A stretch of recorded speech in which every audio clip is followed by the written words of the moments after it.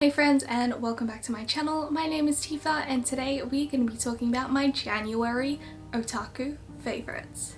Now I'm going to start off with manga, and the only manga I've been reading really this month is Jiu Jitsu Kaizen, which is one I hadn't started already. I've also been reading and rereading Chainsaw Man, but Jiu Jitsu Kaizen is kind of the new one for this month for me. You guys know that I really like the anime as well, so I decided to catch up with the manga, especially since the movie is coming out internationally March 18th. But yeah, so I decided to read the manga and it's been a lot of fun. I actually am quite surprised with particular characters in the manga as well. Characters like Gojo, who everybody is obsessed with in the anime. I liked him in the anime, but I wasn't like obsessed with him the way everyone was like, oh my god, he's so attractive and just such a great character. But in the manga there is just something different about him that I really appreciate, and I think that they do so much better in the manga. I mean, especially since Jujutsu Kaisen is actually one of those animes that almost goes exactly frame by frame from the manga, which is really fantastic. For some reason, Gojo is just, I feel like they represent him a lot better in the manga than the anime, but other than that, everything else is pretty similar, so I hope the second season will be that way as well. Jumping straight into anime, I'm going to start with a Netflix anime series. I guess this is technically anime, and that is Gretsuko.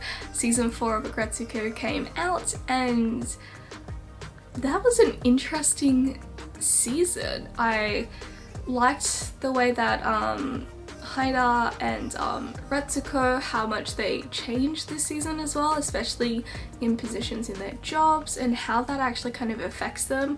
And especially since Haida has been like chasing after Gretsuko for so long, and now they actually trying to see if they do genuinely have that type of romantic connection as well, and see whether Gretsuko actually wants to pursue this is really interesting, and I think they did a really great job of that this season.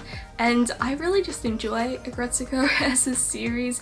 I think that it touches on some very important issues, especially in Japanese culture as well, and issues that also relate here to people that, you know, live in the West, and it's just kind of all round fun, but also just something that everyone can relate to. I also find that Gretsuko is a really good show to try and learn Japanese with, because simple things like, you know, learning about a company or things that they use in everyday life is often repeated within the show. So if you are looking for a TV series that could possibly help you learn Japanese, personally I think Gretsuko is a really great one. Also kind of a big heavy metal fan, so I do appreciate that part of Gretsuko, and I just love that it's such a big part of the show.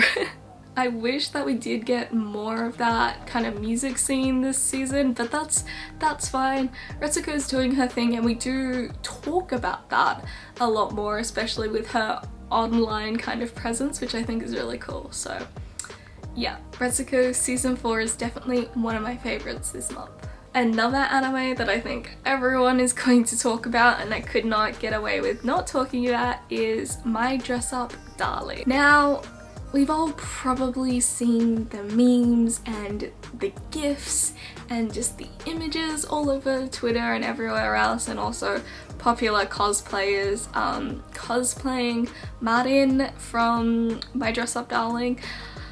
And I kind of didn't know what to expect when watching this, but if you didn't know, My Dress Up Darling is about, I guess, a guy who likes dolls. His grandpa runs a Hina doll shop and makes specific types of dolls, and he grew up doing that and really likes the art of creating that. But because he's a boy and he's been doing that from a young age, people didn't really want to be friends with him because that's not a thing a boy does, and so he just keeps it to himself and didn't really make any friends.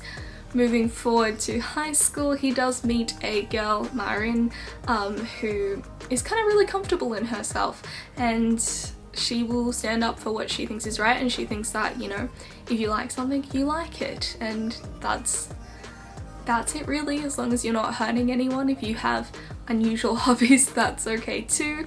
And they quickly become friends after she sees kind of his work on these dolls that he's kind of practicing on, and she talks about her love of anime and cosplay and eroge games. I think that she's such a fun character, and she's actually really interesting. I was asked a lot to watch this one. I think if you follow me on Twitch you would know why. And I think it's quite interesting the way that they talk about cosplay and the way that they go through this together and try to create this character that she's obsessed with from this game, and it's actually quite emotional. I know it's rated R18 because of, you know, but I think that the heart of it is actually quite innocent. They both just want to do their hobbies which aren't harmful or even really that weird, and they're able to help each other in that, which is really nice, and he gains a friend and so does she. It's just actually a really sweet slice of life, and there's only 4 episodes out, so I'm gonna have to read the manga for that one, but it's been incredibly enjoyable. And last on my list is of course Demon Slayer, Kimetsu no Yaiba.